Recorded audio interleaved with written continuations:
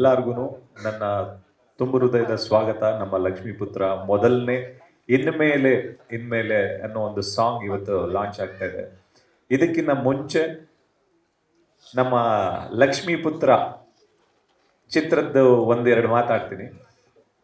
ಅಂದ್ರೆ ಈ ಲಕ್ಷ್ಮೀಪುತ್ರ ಅಂತ ಟೈಟಲ್ ಇಡೋಕ್ಕಿಂತ ಮುಂಚೆ ಈ ಸಿನಿಮಾ ಕತೆ ಅಂತಂದ್ಬಿಟ್ಟು ಶುರುವಾಗಿದ್ದು ಒಂದು ಕಿಸ್ ಎಲ್ಲ ಮುಗಿದಿತ್ತು ನಂದು ಸಿನಿಮಾ. ಕರೋನಾ ಟೈಮಲ್ಲಿ ಚಿಕ್ಕು ನಾನು ಒಂದ್ಸತಿ ಎಲ್ಲೋ ಒಂದ್ ಕಡೆ ಸೇರಿದ್ವಿ ಮನೆಯಲ್ಲಿ. ಕರೋನಾ ಆಗಿತ್ತು ಅವಾಗ. ಕರೋನಾ ಇದ್ದಾಗ ನನಗೆ ಈ ಕತೆ ಎಲ್ಲೋ ಒಂದ್ ಕಡೆ ಒಂದು ತಲೆಯಲ್ಲಿ ಓಡ್ತಾನೆ ಇತ್ತು.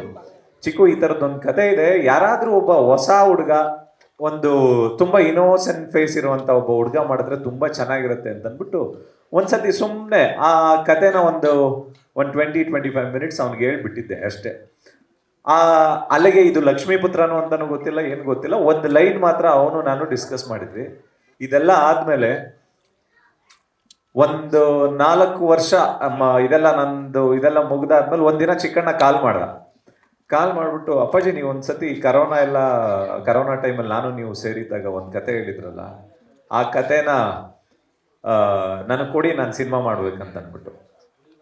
ಅವಾಗ ನಾನು ಚಿಕ್ಕುಗೆ ಹೇಳಿದ್ದು, ಚಿಕ್ಕು ನನ್ನ ಕತೆ ಯಾರು ಮಾಡ್ತಾ ಇದ್ದಾರೆ, ಯಾರು ಪ್ರೊಡ್ಯೂಸ್ ಮಾಡ್ತಾರೆ ಅಂತಾಗ ಯಾರೋ ಒಬ್ರು ಪ್ರೊಡ್ಯೂಸರ್ ಇದ್ರು. ಸರಿ ಅಂತಂದ್ಬಿಟ್ಟು ಅವ್ರು ಮಾಡ್ತಾರೆ ಅನ್ನೋಂಗಿದ್ರೆ ನಾನು ಕೊಡ್ತೀನಿ, ಆಯ್ತು ಮಾಡಿ ಅಂತಂದ್ಬಿಟ್ಟು ಚಿಕ್ಕಣ್ಣನಿಗೆ ಓಕೆ ಅಂತ ಕತೆ ಕೊಟ್ಟಿದ್ದೆ. ಕತೆ ಕೊಟ್ಟಾದ್ಮೇಲೆ ಅವ್ರದ್ದು ಸರಿ ಹೋಗ್ಲಿಲ್ಲ, ಹಾಗಾಗಿ ಆ ಕತೆ ಆಗ್ಲಿಲ್ಲ. ಅದಾದ್ಮೇಲೆ ಚಿಕ್ಕಣ್ಣ ಇನ್ನೊಬ್ರು ಯಾರೋ ಮಾಡ್ತಾರಂತೆ ಅಪ್ಪಾಜಿ, ನಾವು ಅವ್ರ ಜೊತೆ ಮಾಡ್ತೀವಿ ಅಂದಾಗ, ಇಲ್ಲ ಚಿಕ್ಕಣ್ಣ ಅವರು ಕಷ್ಟದಲ್ಲಿದ್ರು ಅಂತಂದ್ಬಿಟ್ಟು ಕೊಟ್ಟಿದ್ದೆ ಮಾಡ್ಲಿ ಅಂತಂದ್ಬಿಟ್ಟು. ಬಟ್ ಬೇರೆ ಯಾರೋ ಮಾಡ್ತಾರೆ ಅಂತಂದ್ರೆ ಬೇರೆ ಯಾರಿಗೂ ಮಾಡೋದು ಬೇಡ, ನಮ್ಮ ಪ್ರೊಡಕ್ಷನ್ ಅಲ್ಲೇ ಮಾಡೋಣ ನಾನು ನೀನು ಅಂತಂದ್ಬಿಟ್ಟು ಅಂದಾಗ, ಓಕೆ ಅಪ್ಪಾಜಿ ನೀವು ಮಾಡ್ತೀವಿ ಅಂತಂದ್ರೆ ಏನು ತೊಂದರೆ ಇಲ್ಲ, ಮಾಡೋಣ ಸರಿ ಅಂತಂದ್ಬಿಟ್ಟು ಕತೆ ಕೂತ್ಕೊಂಡ್ವಿ. ಕತೆ ಎಲ್ಲ ಸ್ಕ್ರೀನ್ ಪ್ಲೇ ಇದೆಲ್ಲ ಮುಗಿತಾ ಬಂದಾಗ ಏನ್ ಟೈಟಲ್ ಇಡೋದು ಅನ್ನೋ ಥರದ್ದು ಶುರುವಾಗ್ತಾ ಹೋಯ್ತು. ಹಂಗೆ ಹುಡುಕ್ತಾ ಇದೀವಿ. ಫಸ್ಟ್ ಬೇರೆ ಏನೇನೋ ಒಂದು 4-5 ಟೈಟ್ಲ್ ಅನ್ಕೊಂಡ್ವಿ. ಒಂದು ದಿನ ಲಕ್ಷ್ಮಿ ಅನ್ನೋ ಒಂದು ಕ್ಯಾರೆಕ್ಟರ್ ಅಮ್ಮನ ಹೆಸರು ಇದಾಗಿದ್ದಾಗ ನನಗೆ ಲಕ್ಷ್ಮಿ ಅಂತ ಫಸ್ಟ್ ಬರ್ಲಿಲ್ಲ.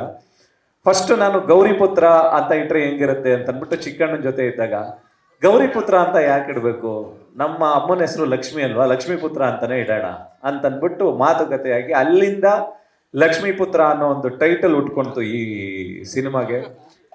ಆ ಲಕ್ಷ್ಮೀಪುತ್ರ ಅಂತ ಇಟ್ಕೊಂಡಿದ್ದ ದಿನದಿಂದನೂ ಏನೋ ಗೊತ್ತಿಲ್ಲ ಲಕ್ಷ್ಮೀಪುತ್ರ ಅಂತ. ಬಟ್ ನಾನು ಈ ಸಿನಿಮಾ ಶುರು ಮಾಡಿದಾಗ ನನ್ನ ಬ್ಯಾಂಕಲ್ಲಿ ದುಡ್ಡಿರ್ಲಿಲ್ಲ. ಚಿಕ್ಕಣ್ಣ ಹೆಂಗ್ ಮಾಡೋದು ಈ ಸಿನಿಮಾನ ಅಂತಂದ್ಬಿಟ್ಟು ಕೇಳಿದಾಗ, ಲಕ್ಷ್ಮೀಪುತ್ರ ಅಂತ ಹೆಸರಿಟ್ಟಿದೀವಿ, ಲಕ್ಷ್ಮಿ ನಮಗ್ ಬರ್ತಾಳೆ, ಕರ್ಕೊಂಡು ಹೋಗ್ತಾಳೆ, ಮಾಡ್ತಾರಣ ಅಂತಂದ್ಬಿಟ್ಟು ಶುರು ಮಾಡಿದಾಗ ಏನೋ ಗೊತ್ತಿಲ್ಲ ಶುರು ಮಾಡ್ಕೊಂಡ್ವಿ.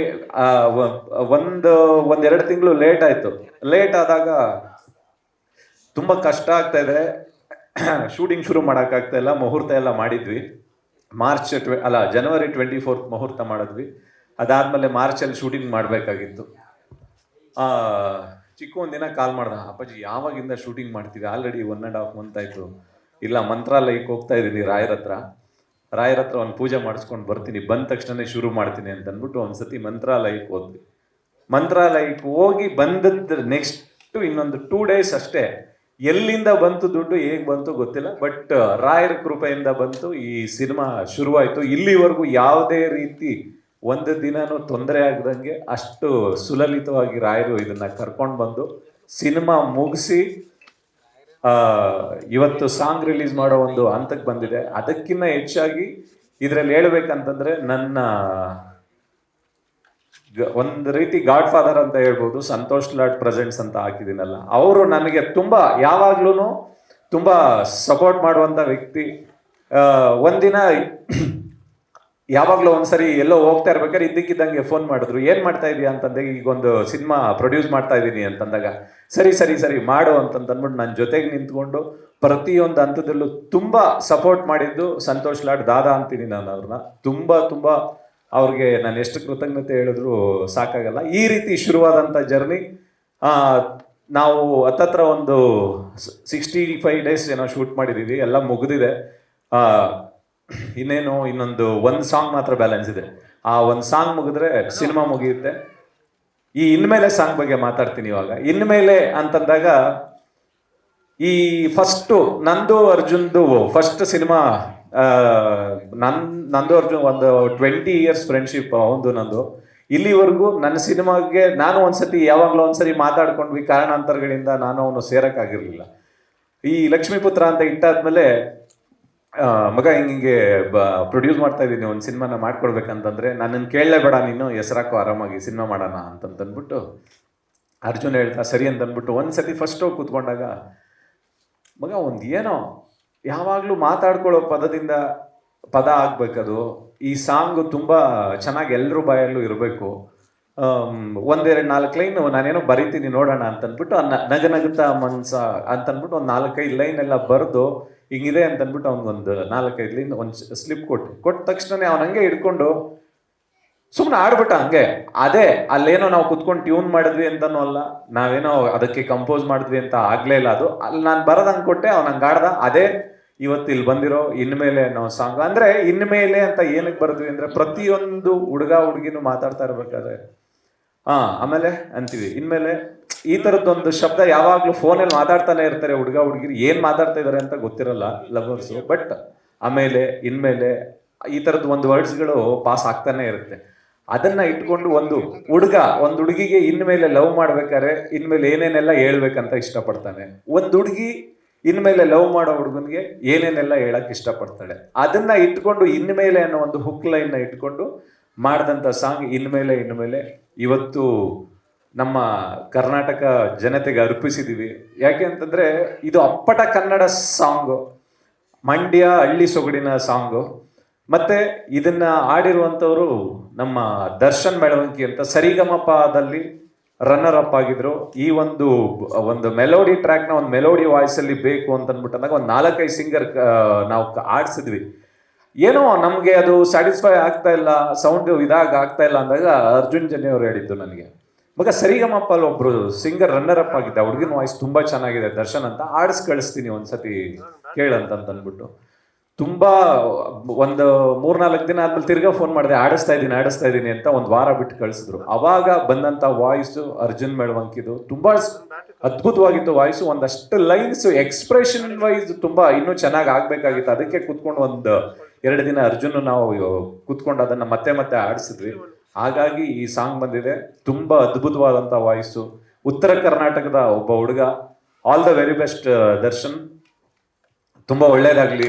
ಯಾಕೆಂತಂದ್ರೆ ಆ ವಾಯ್ಸ್ ನಾನು ಕೇಳಿದಾಗ ಅನ್ಸಿದ್ದಕ್ಕಿನ್ನ ಬೇರೆಯವ್ರು ಯಾರಿಗೆ ಕೇಳಿಸಿದ್ರು ತುಂಬಾ ಚೆನ್ನಾಗಿದೆ. ತುಂಬಾ ಪ್ರತಿಯೊಬ್ರು ಹೇಳಿದ್ದು ಸೂಪರ್ ಅಂತಾನೆ ಹೇಳಿದ್ರು. All the very best. ನಿಮ್ಮ ಧ್ವನಿಗೆ ತುಂಬಾ ಒಂದು ಅದ್ಭುತವಾದಂತ ಶಕ್ತಿ ಇದೆ, ಒಳ್ಳೇದಾಗ್ಲಿ ನಿಮ್ಗೆ. ಅವ್ರ ಜೊತೆಗೆ ಪೃಥ್ವಿ ಭಟ್, ಅವ್ರ ಬಗ್ಗೆ ಏನು ಹೇಳಂಗಿಲ್ಲ. ಆಲ್ರೆಡಿ ಅವ್ರ ಸಾಂಗ್ಸ್ಗಳೆಲ್ಲ ಹಿಟ್ ಲೈನ್ ಅಲ್ಲಿ ಇದೆ. ಮಾತಾಡ್ತಾ ಇರ್ಬೇಕಾದ್ರೂ ಕೂಡ ಅವ್ರ ಆಡ ರೀತಿನೇ ಮಾತಾಡ್ತಾ ಇದ್ರು. ಅಷ್ಟು ಸ್ವೀಟ್ ಆಗಿದೆ ನಿಮ್ಮ voice. All the very best. ನಿಮ್ಮಿಬ್ರು ವಾಯ್ಸ್ ಅಂದ್ರೆ ಹುಡುಗನ ವಾಯ್ಸ್ ಚೆನ್ನಾಗಿದ್ದು ಹುಡುಗಿ ವಾಯ್ಸ್ ಚೆನ್ನಾಗಿಲ್ಲ, ಈ ತರದ್ದು ಮ್ಯಾಚ್ ಆಗಿಲ್ಲ ಅಂತಂದಾಗ್ಲೂ ತುಂಬಾ ಇದಾಗುತ್ತೆ. ನಿಮ್ಮಿಬ್ರು ವಾಯ್ಸ್ ಅಷ್ಟು ಚೆನ್ನಾಗಿ ಹೊಂದ್ಕೊಂಡಿದೆ ಆ ಪದಗಳಿಗೆ. Good luck. ಇದಿಷ್ಟು ಇವತ್ತು ಇನ್ಮೇಲೆ ಸಮಾರಂಭಕ್ಕೆ ಇಷ್ಟನ್ನು ಮಾತಾಡಿದ್ದೀನಿ. ಇನ್ಮೇಲೆ ಎಲ್ಲ ಅವಾಗ ಮಾತಾಡ್ಕೊಂಡು ಹೋಗ್ತಾ ಇರ್ತೀನಿ ಸಿನಿಮಾ ರಿಲೀಸ್ ಆಗೋವರೆಗೂ.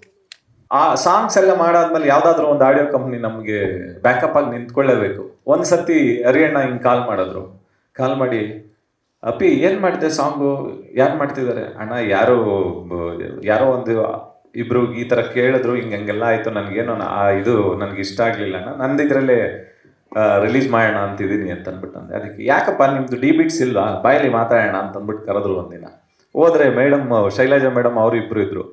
ಜಸ್ಟ್ ನಂಬ್ತಿರೋ ಇಲ್ಲೋ ಗೊತ್ತಿಲ್ಲ, 2 ನಿಮಿಷ ಅವರೊಂದೇನೋ ಹೇಳಿದ್ರು, ನಾನೊಂದೇನೋ ಹೇಳಿದ್ವಿ. ನಿಮ್ ಸಂಸ್ಥೆ ನಿಮ್ದೇ ಡಿಬಿಟ್ಸ್ ಅರ್ಜುನ, ಏನ್ ಬೇಕಾದ್ರೂ ಮಾಡೋ, ನಾವು ಜೊತೆಗೆ ನಿಂತ್ಕೋತೀವಿ, ನಾವಿರ್ತೀವಿ ಅಂತಂದ್ಬಿಟ್ಟು ಹೇಳಿದ್ರು. Thank you Shailaja madam. ಯಾಕೆ ಅಂತಂದ್ರೆ ಅವರು ಹಾನೆಸ್ಟ್ ಆಗಿ ಅವ್ರ ಮಾತುಗಳಲ್ಲಿ ಇರುತ್ತೆ, ಬಟ್ ಮಾತಾಡೋದು ಸ್ವಲ್ಪ ರೂಡ್ ಅಂತ ಅನ್ಸುತ್ತೆ ಮುಖ ನೋಡಿದಾಗ ಅವ್ರು ಮಾತಾಡ್ತಾ ಇರ್ಬೇಕಾರೆ. ಬಟ್ ಅವ್ರು ಹೇಳೋ ಏನು ಪದಗಳಿರ್ತಾವಲ್ಲ ಅವು ಪ್ರಾಪರ್ ಆಗಿರುತ್ತೆ. ಬಟ್ ಅವ್ರು ಹೇಳೋ ವಾಯ್ಸ್ ಮಾತ್ರ ಸ್ವಲ್ಪ ಏನ್ ಹಿಂಗೆ ಹೇಳ್ತಾ ಇದಾರಲ್ಲ ಇವರು ಅಂತ ಅನ್ಸುತ್ತೆ. ಬಟ್ ಹಿಂದೆಗಡೆ ಚೆನ್ನಾಗಿ ಆ ಒಂದು ಪ್ರೀತಿ ಮತ್ತೆ ಅದರ ಆ ಒಂದು ಮ್ಯೂಸಿಕ್ ಮೇಲೆ ಆಗ್ಬೋದು, ಆ ಕೆಲಸಗಳ ಮೇಲೆ ಆಗ್ಬೋದು, ಒಂದು ಅದ್ಭುತವಾದಂಥ ಒಂದು ಪ್ರೀತಿ ಇರುತ್ತೆ. Thank you so much madam. Thank you ಹರಿಯಣ್ಣ, ನೀವು ಬಂದಿಲ್ಲ.